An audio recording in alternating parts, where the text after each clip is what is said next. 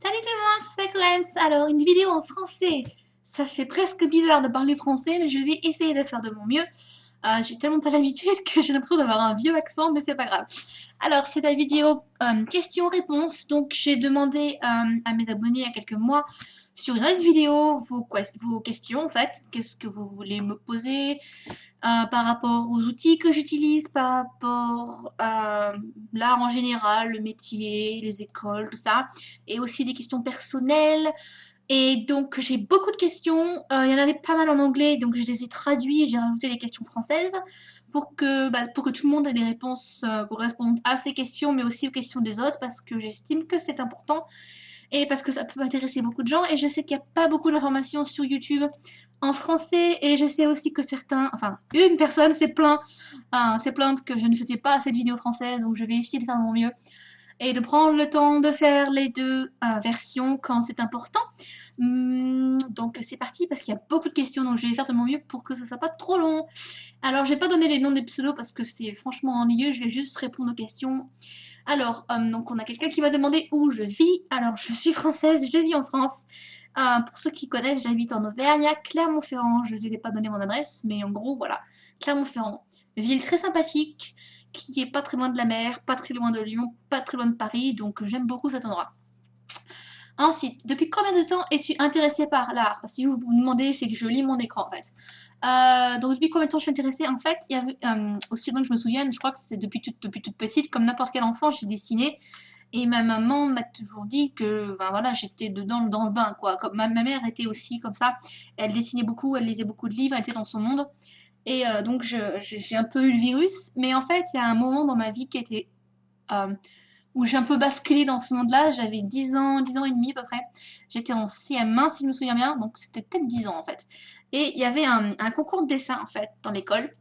Et, euh, et le concours, c'était faire une illustration pour une carte téléphonique à l'époque où il n'y avait pas de portable, donc il fallait faire un dessin pour une carte téléphonique qui allait être éditée. Et donc tous les enfants ont participé, je sais même plus le thème, je sais même plus ce que j'ai fait, je crois que j'ai pas le dessin, j'ai pas gardé le dessin, mais je me souviens quand c'est arrivé et quand on avait un concours, moi j'aimais dessiner, mais j'avais jamais vraiment considéré ça comme quelque chose de très sérieux. Et je me suis tellement pris au jeu, j'étais à fond dedans, j'avais envie de gagner et tout.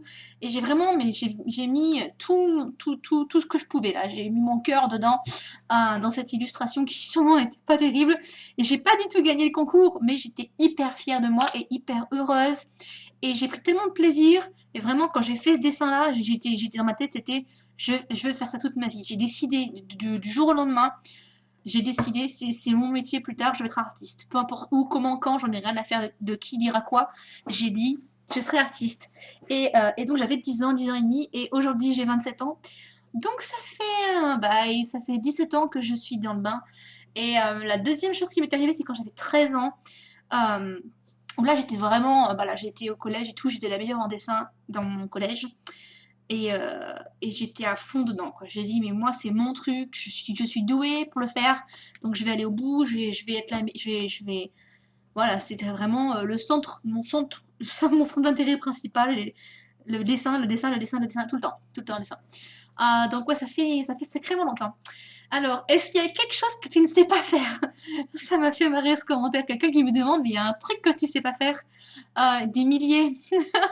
Si vous saviez à quel point c'est compliqué. En fait, chaque dessin que je fais, ça peut paraître bien quand c'est fini, mais la plupart du temps, enfin, je veux dire 98% du temps, ça ressemble à rien. Et il n'y a que à la fin où d'un coup, ça y est, c'est bon, ça va, ça ressemble à quelque chose. J'ai toujours peur, constamment peur quand je fais un dessin. Le processus est tellement long que du coup, j'ai peur de me planter, je trouve que c'est moche, c'est moche, c'est moche. Et finalement, j'arrive toujours, Dieu merci, j'arrive toujours à sauver les meubles, on va dire. Mais il y a plein de choses que j'arrive pas à faire encore. Les raccourcis, les hommes, les mains, les pieds, les animaux, il y a plein de choses que je sais pas faire. Je suis particulièrement nulle aussi au pastel. Pastel gras, pastel sec, je sais pas faire du tout. Et, euh, et la peinture, c'est pas mon fort, la peinture acrylique et la peinture à l'huile, mais j'ai envie de m'y remettre, donc je vais essayer. Mais en tout cas, c'est clair que autant je sais que j'ai des qualités, il y a certaines choses que je sais faire, autant il y en a d'autres, vraiment, je suis encore newbie dedans, euh, et j'apprends à chaque dessin, j'apprends un nouveau truc, donc ça fait plaisir finalement, parce que ça veut dire que je suis pas encore au bout du chemin et j'espère que jamais j'arrêterai d'apprendre. Alors, peux-tu me dire si tu utilises du papier marron, papier craft, ce genre de choses? Et alors, je m'en suis servi quand j'étais aux Beaux-Arts, pour certains travaux comme ça, mais j'aime pas forcément. Je trouve que le papier est trop fin, trop fragile, pas facile à mélanger. Je dirais que c'est bien pour le croquis. J'ai même un carnet format A3 avec que du papier craft dedans. J'ai dû dessiner 2 feuilles dedans. J'ai aussi acheté des feuilles format raisin. Et en fait, je m'en sers même pas pour dessiner, je m'en sers pour emballer mes colis. Parce que, en fait, j'aime pas du tout dessiner dessus. Alors, ensuite, as-tu pris des cours de dessin? Alors, purement comment dessiner, non. Parce que j'ai fait un lycée privé en communication graphique. J'ai eu des cours en rapport avec l'univers artistique, c'est-à-dire communication visuelle, perspective, la théorie des couleurs, comment mélanger à l'acrylique, à l'aquarelle. J'ai eu du temps en fait, j'ai eu beaucoup de temps pour pratiquer et apprendre comment utiliser les choses, l'histoire de l'art, tout ça, c'est un rapport avec. Mais comment dessiner, personne ne vous l'apprendra vraiment. Il n'y a que l'entraînement et avoir un retour sur ce que vous faites. C'est-à-dire que moi, j'ai beaucoup appris sur le forum allfanarts.com. Je mettrai un lien si vous voulez y aller. J'avais 13 ans que je me suis inscrite et j'ai appris mais tellement de choses en faisant beaucoup de concours amateurs, en partageant ce que je faisais, en apprenant avec les autres artistes qui étaient sur place, enfin, qui étaient sur le même site et qui à l'époque avaient 20 à 24 ans, donc 10 ans de plus que moi et j'ai beaucoup appris. Donc je dirais, j'ai eu des cours en rapport avec le dessin, mais comment dessiner, pas vraiment, ça s'est venu tout seul, avec la pratique, avec le temps. Donc on peut dire que j'ai eu des cours d'art, on va dire des cours en rapport avec l'art, mais pas vraiment comment dessiner. Alors, est-il difficile de dessiner avec une tablette graphique quand on débute? Oui, ça dépend peut-être des gens, mais moi j'ai eu beaucoup de mal parce que j'ai commencé, alors je sais plus exactement, c'était quand je devais avoir, c'était il y a 10 ans peut-être. Non, peut-être moins, je sais plus exactement. Donc j'avais une tablette graphique, une vieille version, et je l'ai gardée pendant 3 ans dans une boîte sans jamais m'en servir. Je voulais pas m'en servir, je n'aimais pas du tout. J'avais l'habitude de dessiner sur Paint avec la souris. Je mettrai un dessin quelque part. J'ai fait ça avec la souris et j'aimais pas du tout la tablette graphique, ça me perturbait complètement. J'étais dissociée de là où je dessinais, j'étais complètement déconnectée et j'aimais pas du tout ça. Donc j'ai arrêté, je dis, ah, là, c'est parfait. Je voulais pas aller sur Photoshop et tout, j'ai boycotté complètement. Et puis petit à petit, je me suis dit, bon, allez, j'ai quand même essayé, après tout, je l'ai et tout, je vais quand même pas m'en servir, ce serait dommage. Et petit à petit, j'ai commencé à m'habituer. Et je dirais pas que je suis complètement à l'aise avec le fait que ce soit déconnecté parce que quand on dessine sur une feuille, on voit ce qu'on fait, c'est directement, c'est lié, quoi, c'est direct. Quand on dessine sur une tablette graphique, on dessine sur un truc vide et c'est retranscrit à l'écran. Donc on regarde pas ce qu'on dessine. Enfin, si, mais faut comprendre l'idée, c'est que c'est il y a un intermédiaire, quoi. C'est pas directement sur l'écran. Donc, je dirais pas que je suis complètement à l'aise, mais c'est clair que c'est pas facile à aborder quand on a l'habitude d'être sur papier. Mais ça se fait, le cerveau s'habitue et on prend quand même des habitudes. Enfin, j'arrive à gérer, mais il n'y a rien à faire. Je continue de faire mes line art, enfin mes ancrages de dessin à la main, parce que c'est extrêmement plus facile et beaucoup plus rapide que de le faire sur ordinateur. Par contre, voilà, si vous êtes à fond dedans, que vous aimez vraiment dessiner sur ordinateur, je sais qu'il y a beaucoup de gens qui. Leur métier, c'est sur ordinateur, quoi. Ils font que des dessins sur ordinateur. Il faudrait acheter une tablette écran, en fait, une tablette écran où vous voyez exactement ce que vous faites. J'aimerais beaucoup en avoir une, mais ça coûte extrêmement cher. Donc, bah non, jamais, je pense. Mais, et puis, ces temps-ci, je suis plus trop sur ordinateur, donc c'est vrai que c'est pas facile, mais on s'y fait. Alors, GIMP est-il aussi bien que Photoshop? J'ai testé GIMP 1 ou 2 fois. C'est pas aussi bien, c'est juste plus simple en fait. Il y a beaucoup moins de fonctionnalités, beaucoup moins d'éléments. Mais de ce que je sais, de ce que m'ont dit les gens qui l'utilisent, ça va très bien pour le b.a.-ba. On peut dessiner, on peut faire plein de choses. Il y a des gens qui font des trucs très bien sur Paint, là, donc sur GIMP, ça ira très bien. Essayez GIMP et si vous estimez qu'il y a besoin d'autres choses, d'autres fonctionnalités, vous pouvez prendre Photoshop. Mais moi, pour ce que j'en fais, je pense que je pourrais même utiliser GIMP, donc pas de souci. Ensuite, quelle est la table lumineuse ou traceur que tu utilises? Alors, moi, la mienne, c'est une Comic Master Tracer bah, par Two Company. Donc, c'est les mêmes qui font les Copic marqueurs. Et c'est format A3. Je mettrai une photo quelque part ou un lien juste en dessous si vous voulez voir. Et donc, si je l'ai payé assez cher, ça m'a coûté 230 €. Mais c'est une table lumineuse professionnelle. Elle est assez large, assez fine. Et c'est vraiment de la super qualité. C'est en la lumière LED. Et ça dure 100 000 heures. Ce qui veut dire que je l'ai pour toute ma vie, en gros. Donc voilà, ça coûte cher, mais c'est un achat unique. Après, je pense que vous pouvez trouver un peu moins cher, peut-être autour de 150 €, un truc comme ça. Euh, mais en tout cas, c'est un sacré avantage. Moi, je sais, pendant 15 ans, j'ai utilisé ma vitre et le soleil. Après, pendant 3 4 ans, non, je dirais un peu plus, pendant 4 5 ans, j'ai utilisé une table lumineuse faite maison, en fait, qui était assez violente et qui diffusait pas beaucoup la lumière. J'en ai eu marre. Donc, au départ, je devais la fabriquer. Si vous êtes un peu bricoleur, pardon, vous pouvez essayer de la fabriquer. Il y a beaucoup de tutoriels sur Internet, mais c'est un peu long, un peu compliqué. Moi, voilà, ça dépend de ce que vous allez en faire. C'est vrai que si vous êtes vraiment sérieux dans ce milieu-là, je recommande vivement d'en acheter une parce que je te dis, ça dure une vie entière. Si c'est plus de temps en temps, comme une passion, comme ci, comme ça, euh, vous pouvez prendre vous pouvez la faire vous-même ou même une table en verre et une lampe de poche en dessous, quoi. Ou du papier calque à l'ancienne. Mais c'est vrai que la table lumineuse, on gagne beaucoup, beaucoup de temps. Je veux dire, aujourd'hui, avec mon métier, je pourrais pas faire sans, quoi, c'est pas possible. Je regrette pas du tout de l'avoir acheté, les gars. Alors ensuite, quand il y a un bloc artistique, comment retrouves-tu l'inspiration? Est-ce que tu as des astuces?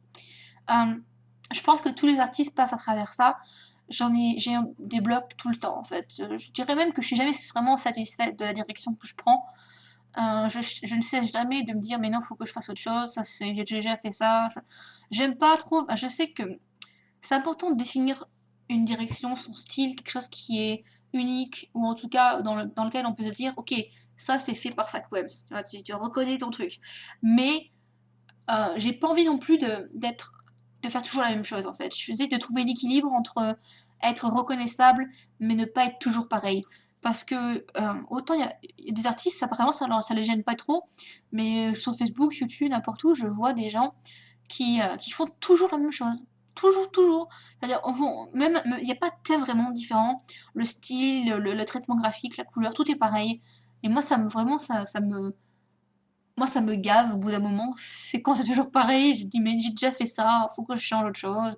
Je m'ennuie. Donc quand je m'ennuie, ou quand j'ai pas d'idée, ou quand je comprends pas pourquoi ça bloque, je recycle pas mal. C'est-à-dire que j'ai beaucoup, beaucoup de croquis, d'idées, sur ordinateur, sur papier, des choses que j'ai faites il y a 2 3 4 ans des fois. Et je jette pas vraiment tant que je me dis peut-être qu'un jour, je m'en servirai. Donc je recycle pas mal. Parce que parfois c'est bien de revenir à une idée qu'on a eue il y a 6 mois avant ou un an avant. S'il y a vraiment rien qui me tente, je vais dans mes livres d'artistes, mes artbooks. J'ai des artbooks manga, plutôt la mode, des artistes japonais. Par exemple celui-ci, qui est un peu spécial, hein, mais c'est Tsunami, la nouvelle vague d'illustrations japonaises. Un bouquin énorme qui va coûter assez cher, je crois que c'est 35 €. C'est pas si cher que ça pour un bouquin aussi gros. Euh, Gros gros livre qui a beaucoup beaucoup de choses, beaucoup d'artistes différents. Il y a vraiment de tout. Il y a du dessin sur ordinateur, des montages, de la peinture, des choses très bizarres, des choses très jolies. Il y a vraiment de tout. Je recommande vivement. Si vous voulez, vous pouvez regarder dans un. Moi, je l'ai regardé. J'ai été à la Fnac. Voilà, je fais de la pub. J'achète jamais de bouquin comme ça, mais là, je voulais vraiment le voir en vrai. Je suis tombée dessus. Et j'ai trouvé ça franchement classe parce qu'il y a beaucoup, beaucoup de styles. Donc, ce que je fais, c'est quand j'ai pas d'idée, j'ouvre mes livres ou je vais sur DeviantArt, Pinterest ou n'importe où. En fait, je cherche des idées, je nourris mon esprit d'autres images pour me libérer un peu de ce que je fais d'habitude, pour essayer de trouver autre chose. Et je mélange un peu ce que je vois et je crée un nouveau truc. Si ça marche pas, on peut aussi s'inspirer de la musique, des sons, des mots, d'un film, une émotion, associer des éléments genre le vent, la peur et une couleur. Enfin, essayer de créer des petites histoires comme ça. Juste une base en fait. Ce qu'il faut, c'est une base. Ça peut être une photo, n'importe quoi. Euh, n'importe quoi qui vous permet de rebondir dessus pour aider. Et si vraiment ça marche pas, ben arrêtez de dessiner et puis revenez 2-3 jours après. Ça m'arrive des fois de pas dessiner pendant une semaine. Donc voilà. Quel âge as-tu et suis-tu des cours en école d'art? Alors j'ai 27 ans. L'école d'art, j'ai y été. J'ai fait les Beaux-Arts de Clermont-Ferrand pendant 3 ans. Après j'ai fait 2 ans en master de management pour pouvoir créer mon entreprise. Et depuis 2 ans, je suis en freelance, donc je suis plus en école d'art, ça fait un moment que j'ai fini, mais j'y ai été. Ensuite, quel âge as-tu quand tu as commencé à vendre des dessins et prendre des commandes, et à quel âge il faudrait commencer à vendre ses dessins? Alors, ça fait pas mal d'années. Au départ, j'ai commencé avec des trucs vraiment pas chers, genre des Allopass, ceux qui connaissent, de la fausse monnaie, ce genre de choses. Après, j'ai commencé à vendre. Je sais plus exactement la première commande que j'ai faite. C'était une fée, je devais avoir 20 ans, un truc comme ça. Et j'étais trop contente, j'ai vendu ça à 40 euros, la fortune! Ouais, non, c'était n'importe quoi, 40 euros. Il n'y a pas vraiment d'âge pour commencer. Je pense que ce qui est important, c'est d'être opérationnel. Là, c'est faut dire, vous connaissez votre truc, vous avez une direction, vous êtes doué dans ce que vous faites. Si vous êtes déjà en train de vous dire, ah, l'anatomie, c'est pas gêne ou je suis pas trop à l'aise dans la couleur, c'est pas le moment, c'est trop tôt. Il faut que vous vous sentiez confortable, il faut que vous ayez une, voilà, une habitude de travail et tout. Vous dites, c'est bon, je sens que je peux gérer, je fais. Il n'y a pas d'âge, donc c'est plus une question d'équilibre, de niveau et de se sentir prêt. Et surtout, surtout, ne jamais vous sous-estimer et vendre des dessins à 10 euros, quoi. Euh, c'est pas possible. Quand je vais sur DeviantArt et que je vois tous ces gens qui vendent leurs dessins pour 5, 10, 15 dollars, mais c'est rien, ça c'est même pas une heure, c'est 2 heures de travail. Et vous avez les taxes et le matériel et les frais de port. Il y a tellement, tellement de choses. Aujourd'hui, mes dessins sont plus chers qu'il y a 10 ans parce que je suis meilleure et parce que c'est professionnel. Mais parce que quand je dis que c'est professionnel, les gens sont surpris du prix que je vends. Mais c'est rien. Je gagne moins que le SMIC. Parce que, horaire, je parle. Je veux dire que quand j'ai payé mes taxes, mes fournitures, les commissions PayPal, Davanda, compagnie, toutes les commissions des intermédiaires, ce que je gagne vraiment, c'est très peu. Ça suffit à acheter des fournitures et encore, que je veux dire. Ce qui est sûr, c'est vraiment essentiel, c'est d'être sûr de ce que vous faites. Vous vous sentez, euh, comment on dit, euh, confortable. Voilà, faut être confortable dans ce que vous faites avant de prendre des commandes et surtout, surtout, ayez un prix précis de ce que vous estimez valoir en vous disant bien que il faut mieux, il faut pas vendre 400 euros quand vous débutez, hein, je dis pas, il faut vous faire un nom progressivement, mais que faut pas vendre à 10 euros non plus, parce que si vous êtes habitué à vendre des choses vraiment cheap et pas chères, les gens ne comprendront pas si vous augmentez vos prix. Donc, et pas vraiment d'âge, mais bon. Ensuite, qui t'inspire le romantisme, surréalisme, Tim Burton, tout ça. Alors moi j'adore Alphonse Mucha. J'ai toujours adoré Alphonse Mucha, j'adorerai toujours Alphonse Mucha. Si vous ne connaissez pas, je mettrai une photo quelque part. Donc c'est un artiste de l'art nouveau, vraiment très illustratif et tout, la publicité, tout ça. J'aime beaucoup son travail. Et tous les grands peintres, Ingres, David, Renoir, les classiques. Les grands classiques, j'aime beaucoup, vraiment très, très, vraiment peinture dessinée, quoi. La vraie peinture, je répète ça, la vraie peinture, j'aime pas trop l'art abstrait. Et pour ce qui est des nouveaux artistes plus récents, j'aime bien Benjamin, le dessinateur chinois. Quelqu'un qui utilise la couleur, c'est toujours assez. Quelqu'un qui fait des personnages en couleur. Loïc a été une grande inspiration, en tout cas. Enfin, en fait, c'est pas vraiment un artiste spécifique, c'est plus leur création. Une création par-ci, un dessin par-là. Il y a plein, plein de choses qui m'inspirent.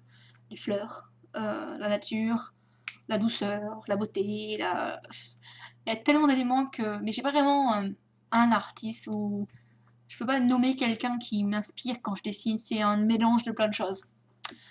Alors, si un artiste étudie et analyse le travail d'un autre artiste en recopiant ses dessins ou en dessinant que ce qu'il voit sur internet, est-ce que cet artiste est un moins bon artiste parce qu'il n'est pas original? Alors, moi je pense sincèrement, enfin, mon parcours, j'ai commencé en copiant. J'ai décalqué même, hein. Je vais dire, j'ai décalqué, j'ai recopié, beaucoup de mangas, beaucoup de Sakura, 4 Capteurs Sakura, tout ça. Beaucoup, beaucoup de copies, ça ressemble à rien, mon dieu. et recyclant des idées par-ci par-là, des petits dessins très simplistes et tout. J'ai beaucoup, beaucoup copié. J'en ai eu marre, en fait. Je pense sincèrement que je me considère artiste que depuis que je fais mes propres choix. C'est-à-dire que j'ai récupéré plein d'informations de personnes extérieures, d'artistes, de dessins, pendant des années, et puis j'ai fait ma sauce, ma mixture, et puis je ressors ça avec ma propre vision des choses. Pour moi, c'est ça un artiste, c'est quelqu'un qui a sa propre vision des choses. Vous pouvez faire, ça n'importe pas, peu importe le style ou le thème ou la technique employée, l'important c'est d'avoir sa propre vision des choses et de dire, moi c'est comme ça que je délivre ce que j'ai envie de délivrer. Si vous faites que copier ce que vous voyez, euh, je, vous êtes un moine copiste. Vous êtes, pour moi, c'est, il faut qu'il y ait une différence entre ce que vous allez produire et ce que vous avez vu votre modèle. Si c'est une copie conforme et hyper réaliste, ou je ne sais quoi, si on a l'impression que vous avez pris une photo et qu'il n'y a pas la marque de l'artiste, il n'y a pas quelque chose qui vous diffère de la réalité, autant prendre une photo. Enfin, pour moi, l'intention, elle n'est pas bonne d'ailleurs. C'est de la copie, donc vous êtes forcément vous n'êtes pas original. Enfin, qui est original? Mais je veux dire qu'il n'y a pas, il y a pas la trace, il n'y a pas quelque chose de spécifique à vous. Voilà. Donc pour moi, c'est hyper important d'apprendre. Vous apprenez, vous testez, vous copiez tout ça. Puis à un moment, il y a un déclic qui se dit bon, bah alors, c'est bien mignon, mais moi, j'ai envie que les gens reconnaissent mon travail. C'est-à-dire que quand vous avez 50 illustrations et vous vous dites celle-là, c'est moi qui l'ai faite. Et ça se voit, il y a une patte, il y a quelque chose de spécifique. C'est très compliqué à atteindre. Et moi, j'ai toujours pensé que j'avais pas de style. Et un jour, quelqu'un m'a dit, mais moi, je reconnaîtrais ton dessin parmi des dizaines. Donc finalement, peut-être que j'en ai un. Ensuite, on était où? Penses-tu qu'un artiste doit aller dans une école d'art pour avoir du succès? Non. Parce que je connais beaucoup de gens qui sont allés en école d'art et qui n'ont pas de succès du tout. Si vous saviez le nombre de- d'artistes qui sont profs d'art, profs dans les écoles d'art, parce que, soit parce qu'ils sont mauvais, soit parce qu'ils sont incapables d'en vivre, j'en sais rien en fait. Je ne me poserai même pas la question, mais je veux dire que, croyez-moi, l'école d'art, c'est pas du tout une garantie de succès. Il y a des gens qui n'ont jamais été en école d'art et qui font leur métier très bien. Et comme je te dis, je connais pas mal de gens qui ont fait une école d'art et qui n'ont pas de métier, vraiment, qui ont bifurqué, qui ont fait autre chose, il n'y a rien à voir. Donc, pas du tout, pas du tout. Par contre, c'est pas forcément mauvais hein, d'aller en école d'art, on peut apprendre plein de choses, mais ça n'est pas une garantie de succès, pas du tout, du tout. Ensuite, as-tu pris des cours de dessin quand tu étais plus jeune? Est-ce que ça a été difficile d'apprendre l'anatomie et est-ce que tu peux faire un tutoriel sur l'anatomie? Alors, des cours de dessin, non, non, bah non, parce qu'en fait, j'ai les premières leçons, mais je me suis moi-même mis dedans en fait. J'ai été chercher sur internet et tout. Je sais pas, je devais avoir 14, 15 ans peut-être. Mais j'ai pas vraiment eu des cours de dessin. Donc, est-ce que c'était dur d'apprendre l'anatomie? En fait, il s'est passé un truc un peu bizarre dans ma vie. Je sais pas quel âge j'avais, entre 15 et 16 ans. Et j'étais pas très douée en fait, j'avais fait plein de bugs anatomiques. Et puis je me suis entraînée beaucoup, j'ai vraiment regardé beaucoup d'images, je me suis nourrie de ce que je voyais. Et, euh, et du jour au lendemain presque, en fait, j'avais mon portfolio qui était un peu bleu. Et puis il y a eu un dessin, j'étais hyper fière de moi, j'ai passé 30 heures dessus, un truc qui me prendrait beaucoup moins de temps aujourd'hui. Mais j'étais super fière. Et, euh, et j'avais d'un coup, tout ce que j'avais emmagasiné, j'avais réussi à le ressortir à des meilleures manières que soi. Et les gens, c'était sur fanarts.com, les gens qui me suivaient, ils disaient mais qu'est-ce qui s'est passé? Comment t'as fait pour évoluer autant d'un coup? Et en fait, c'est de l'entraînement. L'anatomie, avec les cours de base et les tutoriels que vous pouvez trouver sur internet, et l'entraînement. Regardez les photos, regardez les modèles et tout, les modèles de nu. Maintenant, avec internet, vous pouvez tout trouver. Il y a 15 ans, c'était pas aussi facile. Quand il fallait attendre 2 heures pour se connecter. Ouais, donc c'est l'entraînement en fait. Je dirais pas que c'est dur. Ce qui est plus dur, c'est de se détacher vraiment de la structure de l'anatomie. Faut pas. Moi, quand je dessine, je me base pas vraiment sur l'anatomie en premier. J'essaye d'avoir plus une idée de mouvement ou une vague idée de posture. Mais je me base pas sur la technique pure elle-même parce que si vous êtes trop dans la technique et dans la structure du personnage ou du corps, ça va être froid, ça va être trop technique. Il faut qu'il y ait une émotion derrière avant. Pour moi, c'est vraiment important de le faire dans cet ordre-là. C'est pour ça que les premiers croquis, la première idée que j'ai sur un dessin, en général, l'anatomie, elle est foireuse. Parce que ça, c'est la technique. Ça vient après pour moi. Le concept est beaucoup plus important. Donc, je dirais que, voilà, c'est pas dur. Ce qui est le plus dur, c'est de s'en détacher pour faire évoluer son style et pas facile. C'est vrai que c'est pas facile, mais est-ce que je pourrais faire un tutoriel? Je pourrais. Je pense que je vais faire quelques vidéos sur certaines spécificités du corps, mais il y a vraiment tellement de tutoriels sur internet que je suis pas sûre que ma méthode soit différente, mais je peux essayer. Alors ensuite, nouvelle question, est-ce que tu as ta propre société entreprise? Est-ce que tu es une artiste professionnelle? Et si tu ne l'es pas, envisagerais-tu de transformer ta passion en métier? Donc j'ai ma société en fait en tant que personne. Pour ceux que ça intéresse, je suis en micro-entreprise, voilà, en tant qu'artiste indépendante. Et donc professionnelle, oui, puisque je vends mes dessins et que je déclare des sous. Je gagne pas grand-chose, vraiment, vraiment très peu. Mais c'est assez récent finalement, ça fait 1 an et demi que j'ai commencé. Je regrette pas du tout d'avoir mis ma passion en tant que métier. En fait, c'est un métier parce que je vends et que voilà, je paye des factures et tout. Enfin, c'est un métier par la force des choses. Mais j'ai jamais vraiment considéré ça enfin, comme un métier. Comment expliquer ça? Si, c'est un métier, mais c'est beaucoup plus compliqué que ça en fait. Ce qui est sûr, c'est que je préfère être ruinée et heureuse de ce que je fais que de passer 35 heures derrière un bureau à faire la même chose tout le temps, entre quatre murs. Sans communiquer vraiment avec les gens qui regardent ce que je fais. Pour moi, l'important, c'est partager ce que je fais. Et quand on est dans une entreprise, employé en tant que graphiste ou artiste, on est uniformisé dans un style précis et ma personnalité en tant qu'artiste, elle n'existe pas. Et ça m'embête beaucoup. Parce que j'estime avoir... euh, j'estime que, voilà, que je sais pas comment l'expliquer. Pour moi, c'est plus important, voilà, d'être reconnu en tant qu'artiste que d'avoir des sous. Si j'ai les deux, ça c'est pas mal. Mais pour l'instant, c'est pas le cas. Alors, je continue. Draw and Sao alors, m'a demandé en fait si j'allais faire une collaboration avec notre artiste YouTube et un concours de dessin. Donc, la collaboration, c'est déjà fait. J'ai collaboré avec Beijing et ça, c'était super. J'ai adoré. Et j'ai vraiment hâte de recommencer. Et en fait, je vais faire une autre collaboration, je sais pas trop quand, peut-être mi-septembre ou fin septembre, avec Zira Bagnez, qui a une chaîne sur YouTube aussi. Et elle va faire le dessin et je vais faire la couleur. Donc je sais pas trop exactement comment ça va se passer, mais c'est dans cours de projet en tout cas. Ensuite, concours de dessin, oui, c'est prévu, je pense courant décembre, peut-être avec un thème de Noël, quelque chose comme ça, où je vais faire en fait 3 catégories et 3 prix, débutant, intermédiaire et avancé en fait, pour récompenser, plutôt que ce soit au hasard, pour une fois, ce sera basé sur, voilà, sur le talent, l'originalité, la technique, le style, etc., etc. Donc je vais faire un concours. Il faut juste que je prenne le temps de préparer les choses et comment participer et les prix. Ça sera pas des choses merveilleuses hein, parce que j'ai dépensé pas mal de sous pour mon concours. Là, les 10 000 abonnés, ça m'a coûté assez cher. Donc je pense pas pouvoir offrir des grandes merveilleuses choses, mais je vais faire un concours de dessin. Alors j'en suis où? Que préfères-tu faire dans un dessin? Qu'est-ce que je préfère dans un dessin? En général, la partie croquis, la première idée, j'aime beaucoup. Mais la chose que je préfère, c'est les finitions, en fait. Quand j'ai fait mon croquis, le tracé... Alors, tracer une image propre, c'est le truc le plus chiant du monde. Excusez-moi pour le mot, mais c'est extrêmement, extrêmement ennuyeux.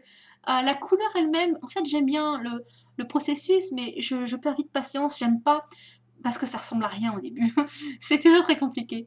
Mais par contre, il se passe vraiment, il y a vraiment, je bascule d'un coup. C'est genre, ah, c'est moche et oh, c'est bien d'un coup. Parce qu'en fait, les finitions, ce qui est contour et accent de lumière et tout, reflet, tout ça, les finitions, ça vraiment, ça permet de donner vie au dessin. Et quand je sens qu'on a l'impression que d'un coup, le personnage prend vie, là je me dis, c'est bon, il finit. Donc j'aime beaucoup cette partie-là. Comptes-tu participer à une convention? Donc j'ai fait en fait des conventions, je sais pas s'il y en a qui m'ont déjà vu sur Paris Manga, Chibi Japan Expo, j'ai fait Japan Expo 2 fois et j'ai adoré et je pense refaire probablement l'année prochaine. Le truc c'est que maintenant que je suis professionnelle en fait, il y a un truc très compliqué, c'est je suis censée prendre un stand professionnel et ça coûte genre 5 000 €, c'est même pas la peine. Donc je pense passer en jeune créateur ou je sais pas encore. Mais ce qui est sûr, c'est que je veux vraiment faire Japan Expo. Donc je pense l'année prochaine faire Japan Expo. Depuis combien de temps dessines-tu sérieusement? Je dirais... Je m'y suis vraiment mis à 13 ans à peu près. Donc ça fait un bail, parce que j'ai 27 ans. Et j'aime pas les maths, ça fait 15 ans, c'est comme ça. Donc ouais, ça fait quand même pas mal de temps. Est-ce que j'ai d'autres passions à part le dessin? Pas beaucoup. Je suis une geek de base, c'est-à-dire que je passe ma vie sur YouTube. Je joue à League of Legends et je regarde des séries télé. Je lis un petit peu quand même. J'aime bien lire. Musique et dessiner. Ma vie est très très simple, très très simple. Mais ouais, jeux vidéo et YouTube, lecture, des loisirs assez simplistes quand même, mais bon. Je suis plus à l'intérieur, on va dire. J'en étais où? Je me suis perdue dans mes questions. Ah, yeah. Est-ce que le papier que tu utilises n'absorbe pas trop l'encre de tes copics? Alors, le papier que j'utilise, c'est le Jinake Design. C'est une marque. Donc, Jinake Design Pure Luxury Cardstock. Donc, c'est un Bristol luxueux, comme ils appellent ça. Et j'utilise en fait, j'utilise 3 papiers pour les copics, mais en gros, c'est un genre de Bristol. Et il y a ivoire et blanc. Et donc en fait, les deux sont différents. Et on me demande si ça absorbe pas trop. En fait, j'aime bien quand le papier absorbe. Parce que comme je travaille à l'aquarelle en général, j'aime ce côté absorbant. Parce que je peux vraiment travailler la couleur, rajouter des couches, mélanger et tout. Donc j'adore ça. Au contraire, un papier qui n'absorbe pas assez, j'aime pas du tout. Parce que ça fait des blobs bizarres. On dirait que la couleur... En fait, la couleur, elle reste en surface. Ça pénètre plus l'image. Et impossible de mélanger. Et quand je peux plus mélanger, je suis perturbée. Donc le Jineke Ivoire, c'est pour moi l'un des meilleurs papiers. Il existe en blanc. Le papier blanc est bien aussi parce qu'il a un fini très brillant, très glossy, quoi. Satiné, je dirais plutôt. Mais il est dur à mélanger parce que justement ça absorbe pas assez. Au bout d'un moment, au bout de 3 4 couches, le papier il décide je veux plus d'encre, ça marche pas. Donc ça reste en surface et ça fait une espèce de... On dirait que l'encre elle sèche pas en fait. Très très agréable. Ensuite, as-tu été dans une école d'art? Donc j'ai déjà dit, tu pris des cours, donc j'étais aux Beaux-Arts. Est-ce que tu pourrais faire un tutoriel sur un portrait à l'aquarelle? Alors j'ai fait un tutoriel sur le fond à l'aquarelle. Alors il n'est que en anglais, donc les chauvins vont dire il l'a fait en anglais. Euh, je vais essayer de faire un tutoriel pour les portraits, mais en fait, en général, je travaille pas que à l'aquarelle. Je mélange beaucoup de techniques.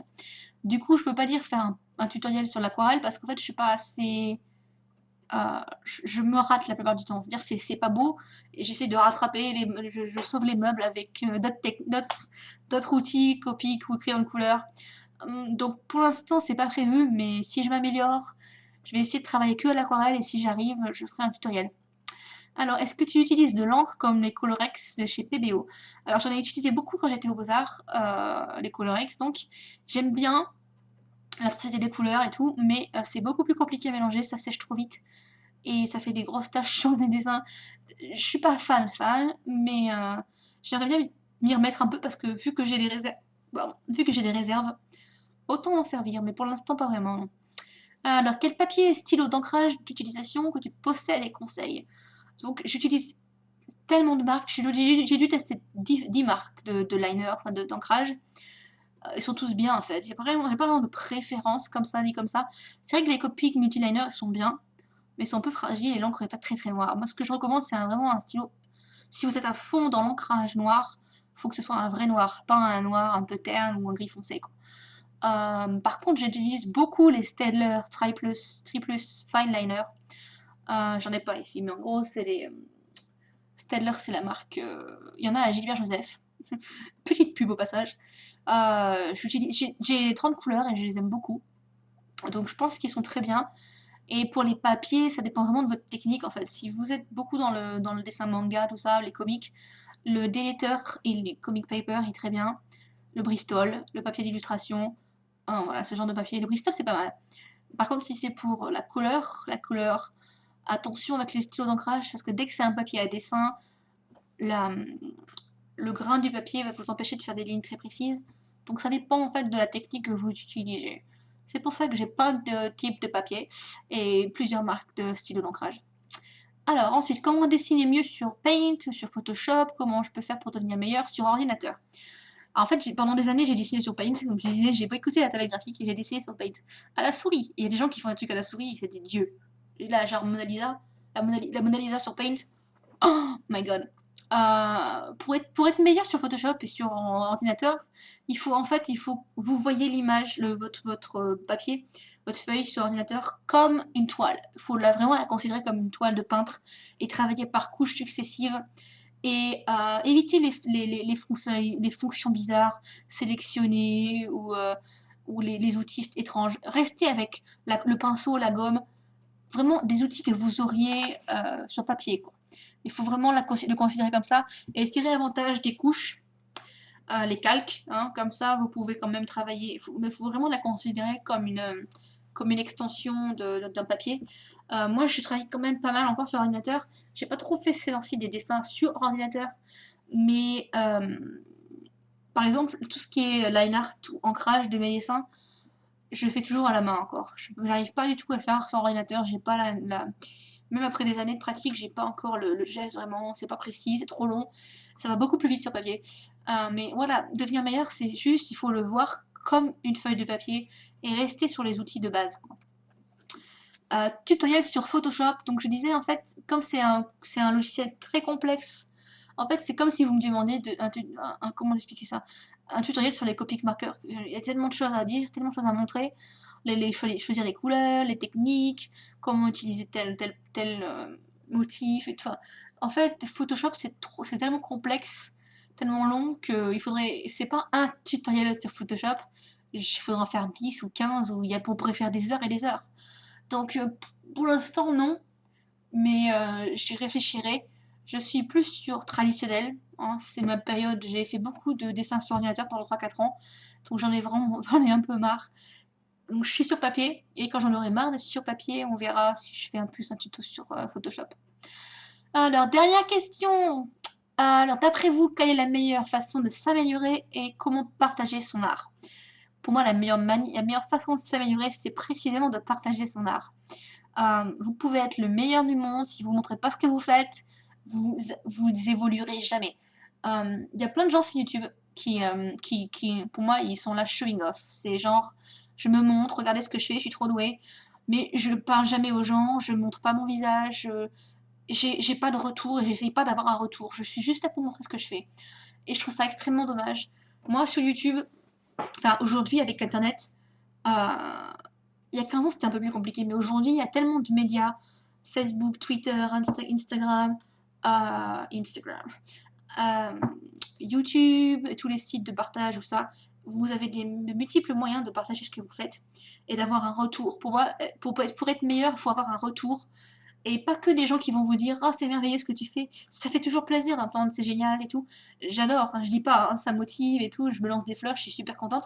Mais pour évoluer, c'est la critique qui est importante. C'est quand quelqu'un va vous dire ce qui est bien, ce qui est pas bien. Et surtout ce qui est pas bien, ce que vous pouvez améliorer. Parce que c'est là que vous allez vous questionner. Mais ok, d'accord, c'est pas bien. Comment je fais pour m'améliorer? Comment je fais pour tester autre chose? Est-ce que je change de couleur, de ton, d'ambiance, de style? C'est ça l'évolution et c'est comme ça qu'on peut devenir meilleur. Personnellement, ma plus grande critique, c'est ma mère. Coucou maman, je pense pas qu'elle regarde mes vidéos. Mais parce qu'en fait, quand j'ai fini un dessin et que je suis hyper fière, récemment, il y a des choses, oh, c'est trop bien et tout, je suis trop contente. Pour une fois, j'ai réussi à obtenir ce que je voulais. Et je lui montre. Oh, il y a un œil plus gros qu'elle me sort. Voilà, c'est bien, merci. Comment démonter ma fierté d'un coup? Hop, genre tu l'écrases et tu mets un caillou dessus. C'est ma plus grande critique. Et finalement, c'est pas plus mal parce que elle est honnête, elle est neutre et elle a un regard frais sur ce que j'ai fait. Et c'est vachement plus ça m'oblige à me questionner, à faire attention et tout. Alors, évidemment, son avis est pas essentiel. Je veux dire que quand elle aime pas, je dis, mais je m'en fous, moi j'aime ce que j'ai fait, ça va très bien. Mais c'est important d'avoir ce retour-là. Et je pense que c'est ce que vous devez faire, hein. Si vous voulez devenir meilleur, il faut demander. Il faut demander aux gens, et qu'est-ce que t'en penses? Et regarde ça, dites-moi comment je peux devenir, qu'est-ce que vous aimez, qu'est-ce que vous aimez pas. La critique est essentielle, et partagez ce que vous faites. Si vous êtes enfermé dans votre cave à faire vos trucs, et vous montrez jamais ce que vous faites, vous ne deviendrez jamais meilleur. Vous serez juste enlisé dans votre truc. Et ça fait penser aux gens, une fois j'ai vu sur internet, je sais plus exactement où c'était, une fille je crois, qui avait des gros défauts d'anatomie. Il y a le style et le parti pris, hein, et puis il y a la technique. Quand vous savez comment faire les choses, vous pouvez vous amuser un peu avec et détourner les éléments. Il y a des gens, ils vont faire une anatomie volontairement extrêmement simple, mais ils savent très bien comment c'est fait à la base. Si vous savez comment c'est fait à la base, vous pouvez déformer les choses. Cette personne-là, cette artiste, elle savait pas du tout. Ça se voyait comme le nez, oui, de la figure, que c'était complètement déformé parce qu'elle n'avait pas les capacités, la technique, elle savait pas dessiner. Elle savait pas dessiner. Et pourtant, sa réponse était c'est mon style. Et je suis désolée, ça marche pas comme ça. On peut pas avoir un style quand on sait pas, quand on n'a pas déjà appris les bases, quoi. Et elle avait beau partager ce qu'elle faisait, elle acceptait pas du tout les critiques et elle est restée enlisée dans son truc. Si vous voulez vous améliorer, c'est pas juste une question de montrer ce que vous faites, c'est aussi accepter que les gens vont pas forcément aimer ce que vous avez fait ou vont vous dire que il faut tester autre chose ou il faut accepter le retour qui peut être négatif. Moi j'ai du mal, hein, je dis pas. Hein. Pendant des années au Beaux-Arts, on m'a critiqué ce que je fais, par exemple, ce genre de dessin là. J'ai imprimé des marque-pages, mais bon. Ce genre de dessin là, au Beaux-Arts, à Clermont-Ferrand, c'est le. Comment dire? C'est le summum du mauvais goût. C'est-à-dire que c'est en bas de l'échelle. Ça n'a aucun intérêt pour les profs des Beaux-Arts. Ça dépend peut-être des écoles, hein, mais en tout cas, là où j'étais, ça n'a aucun intérêt. C'est cheap, c'est ennuyeux, ça ne transmet rien, blablabla. Bla. Ils n'aiment pas ça du tout. Voilà, ils n'aiment pas ça. J'imagine qu'ils diraient pareil de celle-ci. Voilà. Hein. Entre nous soit dit, je trouvais qu'elle était très belle, cette fille, et j'ai montré ça à ma mère et elle m'a dit, mais non, elle est moche. Merci maman. En gros, voilà, il faut accepter le fait que ce que vous allez transmettre ne sera pas forcément accepté. Personne, on peut pas aimer tout le monde, on peut pas être, voilà. Mais il y a ceux qui vont détester, on dirait c'est pourri, et puis il y a ceux qui vont critiquer. Voilà. Une vraie critique, c'est qu'est-ce qui est bien, qu'est-ce qui n'est pas bien, comment tu peux t'améliorer, essaye ci, essaye ça. C'est hyper important de le prendre en compte. Après, vous faites votre sauce vous-même. Ok, on m'a dit ça, est-ce que je considère que c'est valable ou pas? Voilà, on décide. Après, c'est votre décision. Mais ça rentre dans une oreille et mine de rien, ça fait son petit chemin et voilà. Pour moi, c'est ça qui est important. Et ben voilà, je pense que ce sera tout. Donc, je disais, faut être sur internet, c'est hyper important pour partager son art. Et si vous n'avez pas trop branché internet, vous pouvez montrez-le, montrez aux gens, allez dans à l'école, des associations, j'en sais rien moi. Partager, c'est ça. Pour être meilleur, il faut montrer ce que vous faites. Vous pouvez pas apprendre tout seul, c'est pas possible.